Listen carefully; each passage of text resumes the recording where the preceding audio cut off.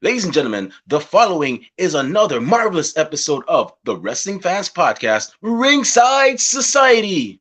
I am your host, that ocean crossing, straight up Boston, flight catching, shot glass snatching, always positive, life is great, repping 592, living in the 718, no cap, straight facts, the worldwide starboy, Remy Blue. And our special guest tonight is a young woman who is doing incredible things in the world of professional wrestling. That's right. Not only is she a part of the Pretty Heels group, that's right, that group of young women, young sisters that are pretty much making a name for themselves, but she is also the one of the main people behind one of the biggest extravaganzas in pro wrestling for all wrestling fans alike. Black Wrestle Fest. Everybody, welcome to the show, Danielle. Danielle, how you doing today? I'm hanging in there. Thank you for having me. Sorry, this is in the the late night hour, but time is It's, of the essence and New York, this is New York living. hey, it is what it is. Tomorrow's my day off anyway, so hey, I'm Lucky I'm you. I'm Gucci with that. Lucky But you. yeah, but I gotta work Thursday, Friday, and then Sunday, so I don't get a full weekend. So Um, yeah, such is life. But how you doing tonight? I'm hanging in there. I literally just got in from work like 20 minutes ago. So, I know how it is. I just got in um like 2 hours. Was this 2 hours? No. Hour and a half ago actually. And I was supposed to be off since 4:30, but mm, we had a lot of packages to deliver and things to do and whatnot that I had to stay and get the job done overtime. So hey, it's all that's life. It is what it is. You got bills to pay. You got to make it happen. But yeah. I just gotta ask you. I normally ask every almost every guest that we have. We're gonna talk about Black Wrestle Fest, because I know the viewers are like, Black Wrestle Fest, what is it about? Where it sounds exciting, but we want to know more about it. You know what I'm saying? But how did you become a fan of professional wrestling? What was the event or the show, or who was the relative you saw watching wrestling and that made you like get curious about it and become a fan afterwards? I'm probably, I'm one of those patented lifelong fans. I've been a fan of professional wrestling since I was 5 years old. Fortunately, here in New York, which was one of the major territories in the late 80s or early mid 80s, I want to say, I frequented Madison Square Garden house shows and things of that nature. So I attended quite a few shows with my uncles. And I was a huge fan of Saturday morning superstars right after my cartoons, right before what was it, WMAC Masters or American Gladiators. So I've been a fan of contact sports since I was really young. Wow, And I've just, it continued as I gotten older. I learned to budget and invest in it, and and still watching, professional wrestling and still loving it. that's awesome. Yeah, and the thing I noticed about you is you don't just go to WWE, you go to the indies as well. Because we've met on a few indies before. We've met at what was it? We Are Wrestling back in November. And then I Hmm. actually saw you at Battle Club, which was I think last month actually. So you've pretty much been around the indie scene, and yeah, that's pretty impressive. So you say you used to go to wrestling like in the mid '80s? Yeah. I Wow, mean, keep in mind, like it was Madison Square Garden, it was the 80s, inflation wasn't as bad as it is today. So you could get like a like even if you got like a nosebleed, it probably was like $10 or so. It wasn't super expensive. And I honestly, mean, my uncles were into it. So, I think at the time, since I was so young, you didn't have to be like 2 years old. I think it was like under 12 or 15 or something. So I probably was free. wow. Honestly, I thought you were I thought you were like around like your like mid to late 20s. I had no idea that you were around that. I'm not gonna put your age out there. I'm not gonna. Everybody knows I'm touching 40. I just turned 39 a couple weeks ago, but I did not think that you were around. Whatever you're doing, keep it up.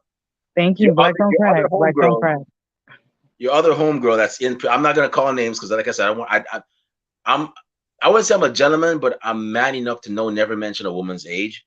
But when she told me her age, I was like, nah, you capping. You capping. I was like, whatever y'all are doing, keep it up. Y'all are doing great. Thank you. Thank you. But Appreciate that. so now that you're a fan and everything, and I know you met a couple. I know you met a lot of wrestlers because I saw you at the wrestling convention and whatnot, and so on. Did you ever think about becoming like an actual wrestler yourself, or a manager, or any of those, um, any of those parts that make the wheel of wrestling go round? So I did backyard wrestling for years in high school. Wow. I was a part of a tag team at one point. I won the um, I don't think it was a heavyweight belt. It might have been a world championship belt. I was a part of a an organization called WTF Wrestling. It was What the Fuck Wrestling. We did backyard wrestling in Central Park. I did it for years. Well, not that many years, at least 3 or 4 years while I was in high school. Shout out to what WTF. Um, that was short lived because I got 3D'd into the grass face first. So after that, I hung up those Air Force Ones that I used to wrestle in, and I just strictly stuck to being a fan. But I mean, it wasn't, it wasn't structured or anything. It was just a bunch of teens, free on a Sunday, riding our scooter like the idiots we were to Central Park. But other than that, I've just I'm I mean, actually saying a fan nowadays is a little of an understatement. I'm an enthusiast. So I love wrestling. I love wrestling of all sorts, as you mentioned. I frequent the independent scene. I've traveled all over the country. Um, I love nationally televised wrestling, but I prefer the independent scene. It's just a lot more authentic and a lot more exciting to me.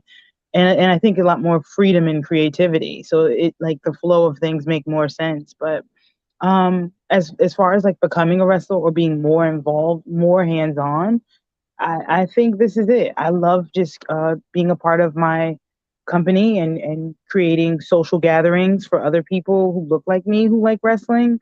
For them to be, in a safe space and around other people who share like-minded views, on wrestling and really just share the love and know that, if you travel alone, you're not alone. There's always somebody around, who's gonna sit beside you and mark out just as much as you would. Yeah, that's why I like going to these events because you meet so many different people from all walks of life that enjoy the same thing that you do. And I also like because of the networking aspect, like, of course, I have Ringside Society, and we have like a segment dedicated to interviewing fans, and it's always a great thing to like, hey, you're a wrestling fan? How'd you like to be on how'd you like to be on my podcast? Really? Well, yeah, bro. Like, you're a wrestling fan, right? Yeah. Well, we want to hear your story. We want to hear what got you into professional wrestling. And graciously enough to say, we've actually had a couple of fans that ended up getting into wrestling themselves. Um, One actually ended up training at the Nightmare Factory, and the other one ended up training at, well, not training, but ended up actually becoming a commentator. So yeah, wrestling events are cool, man. I always enjoy them, and it's pretty much my little getaway. Like I told another mutual friend of ours, I think it was Queen P, or Chris to be. I was like, this is my club on Saturday night and my second church on Sunday morning. So this is my thing right here. So this it's Yeah, wrestling. So yeah, yeah. yeah. Wrestling. I say that to people. Wrestling is a refuge. Oh yeah. And kudos to you on actually doing the backyard wrestling. Me, I used to play wrestling with my friends, but not like to the point where we were like we had a whole like organization or anything. Like it was just Oh yeah, oh, we had just belt. We had a belt. We had theme music. It was real. It was real. I was like kudos to you on that, man. So, now that you're a fan, you're going to the shows, you did your thing in backyard wrestling.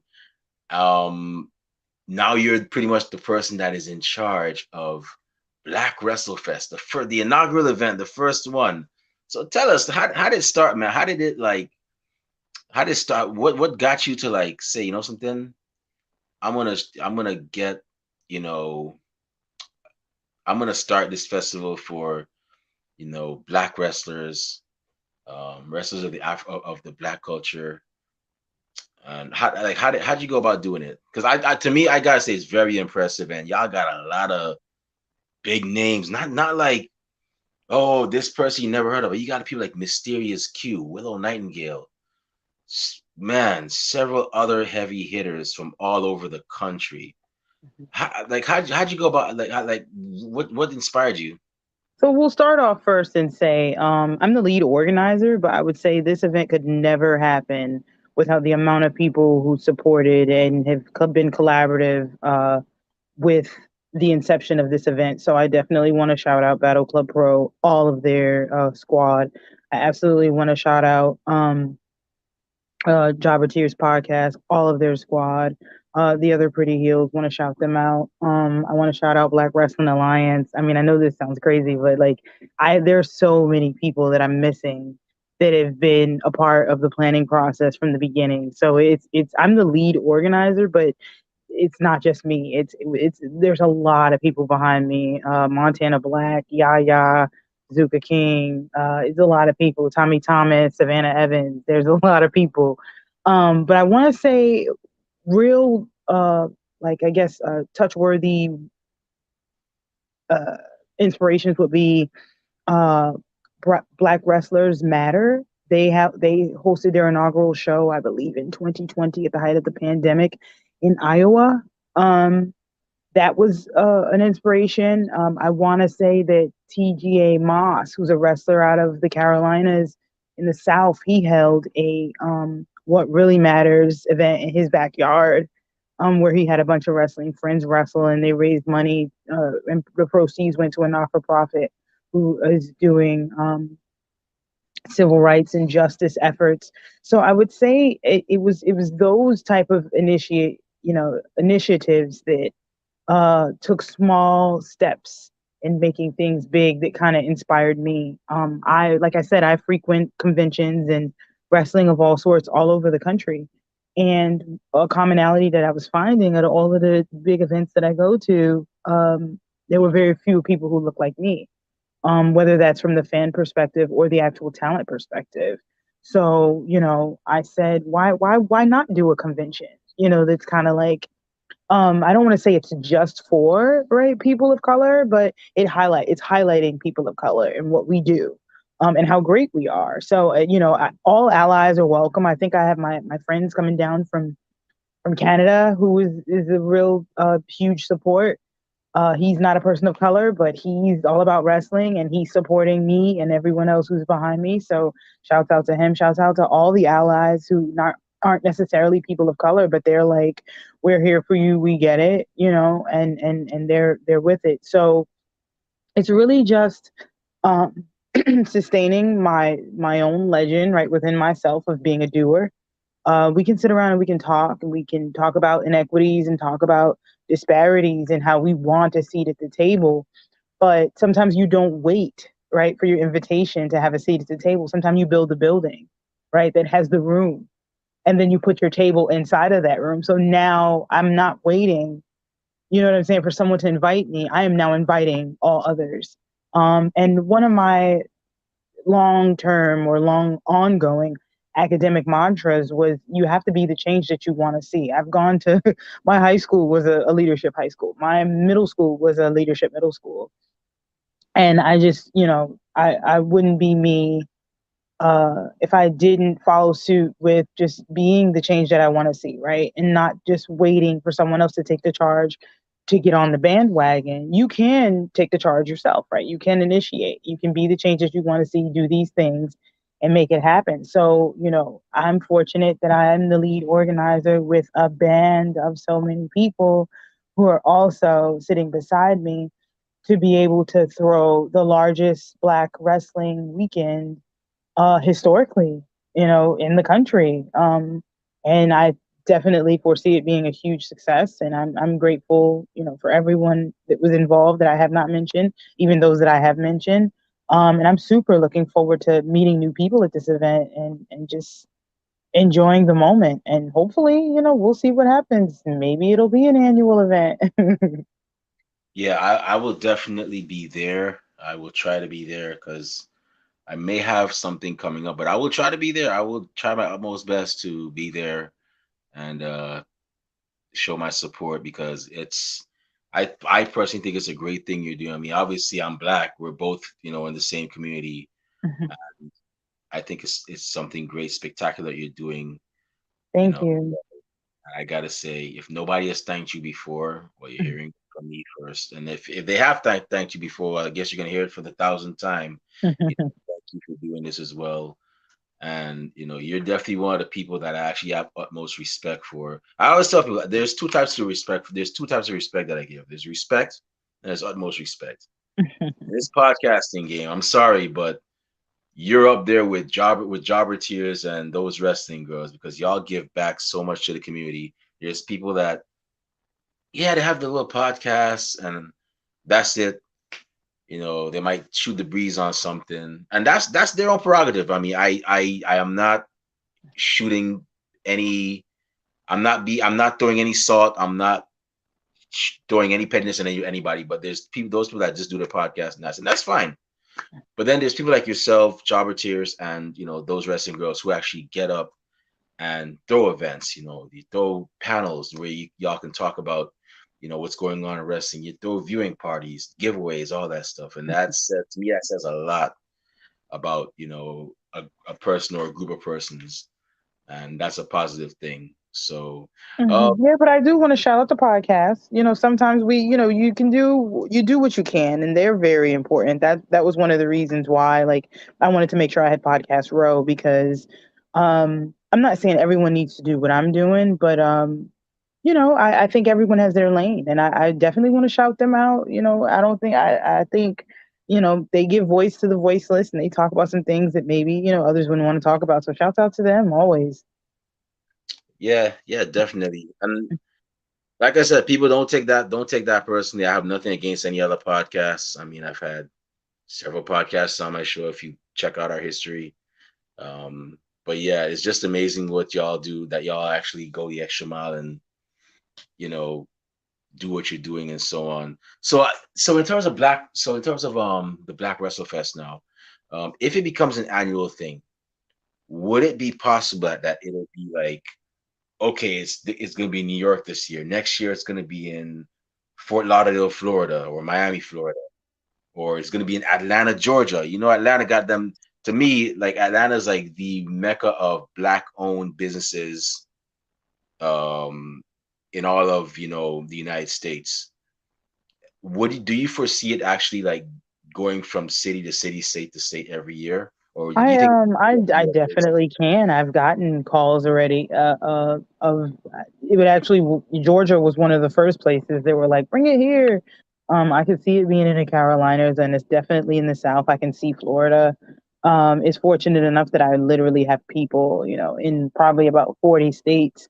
I can actually execute it in different areas possibly, but I did want to make the inaugural event here in New York. One, because I know it best. Two, I'm big on bureaucracy and I know how to maneuver and navigate that here in New York. But I, I I can foresee it moving around. I mean, that's not a problem. I would even love. It doesn't have to be one time a year. Like that's one other thing too. Like this like literally, EDC? the one piece of pushback that I had got when I had announced that I was doing a Juneteenth weekend, someone was like, well, there might be a couple of other events going on Juneteenth weekend. And I said, there's so much talent of color that we literally can run in all of the major cities and we still wouldn't use up every single piece, every single person that we have of color.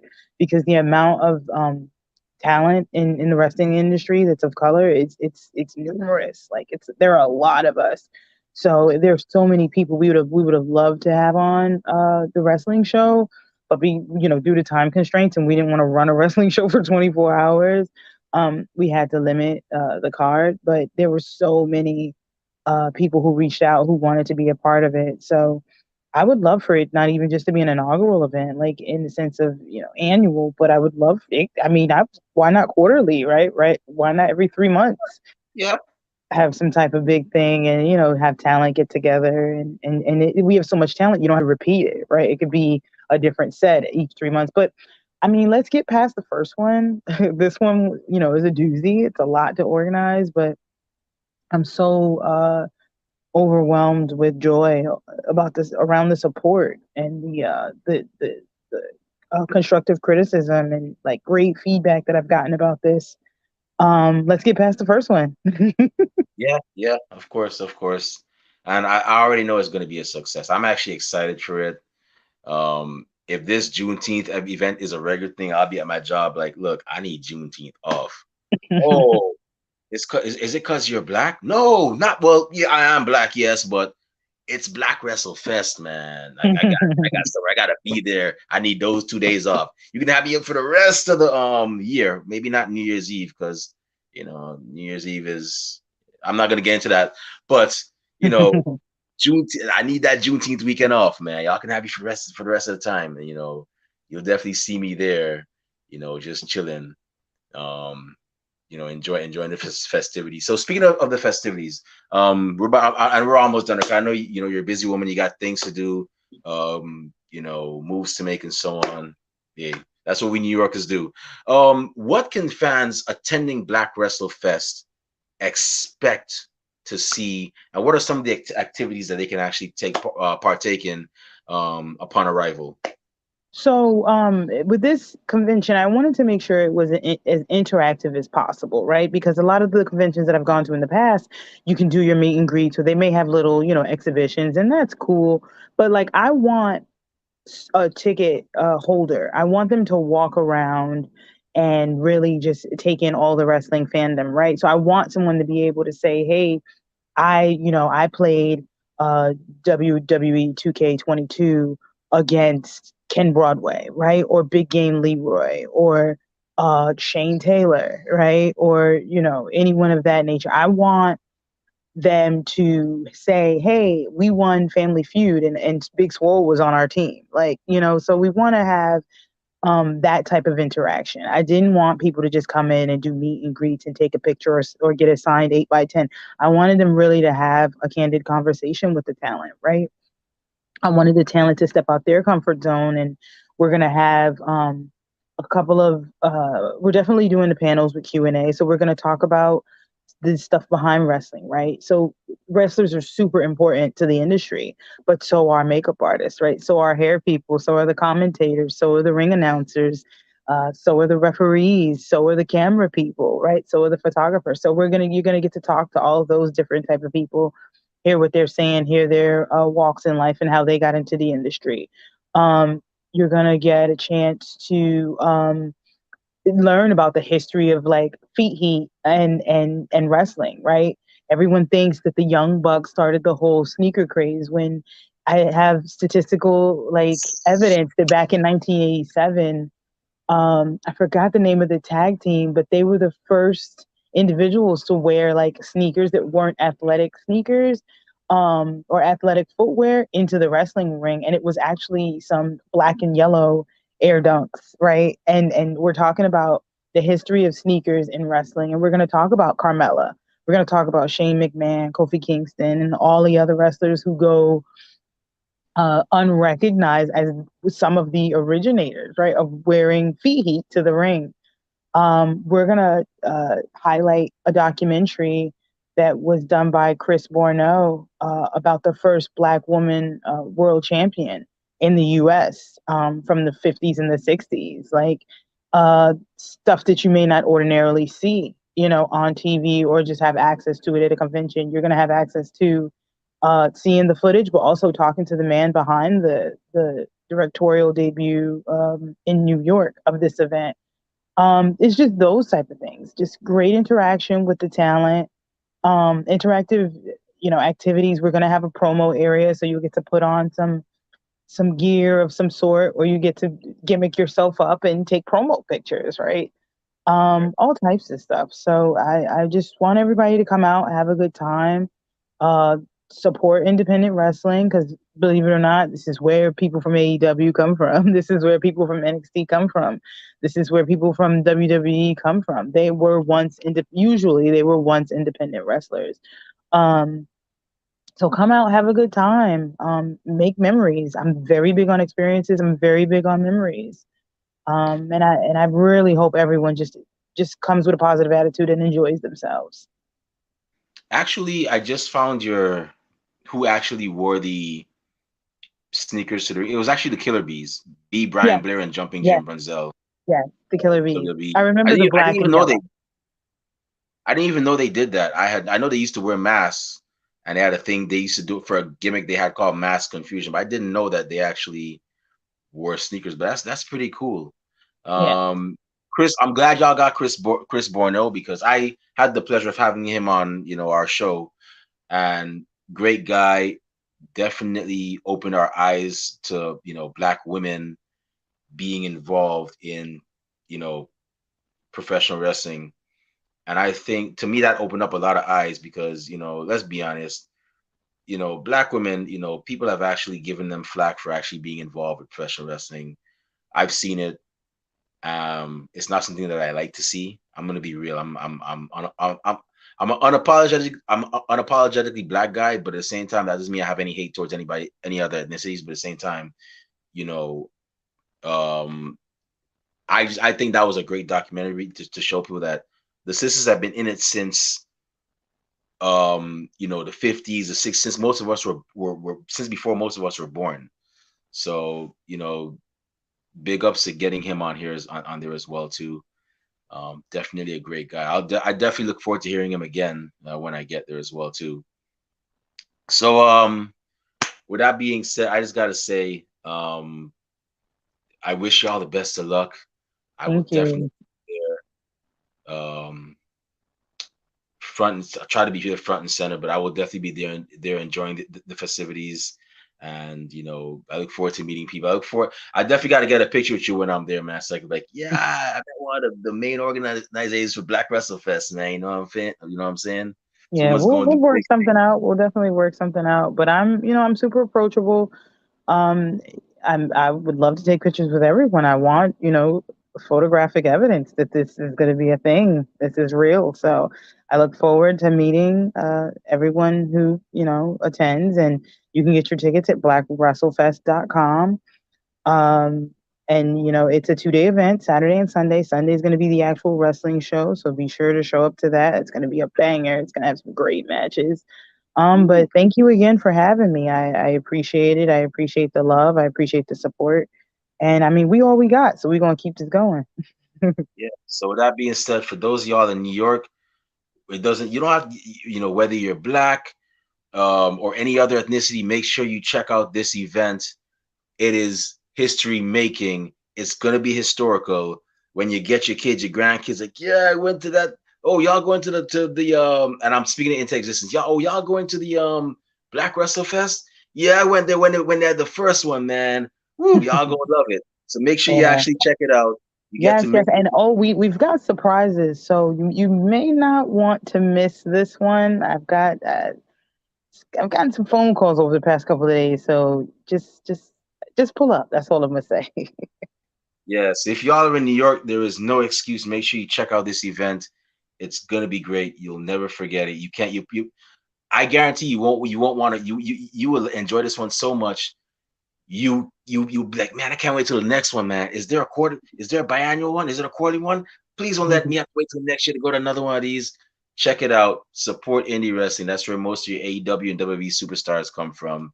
And it's always a great feeling. So with that being said, I know you gotta go. I know you gotta run. I know you got things to do. But before we shut it down, where can fans find you on social media when they want to Well, you talk can wrestling?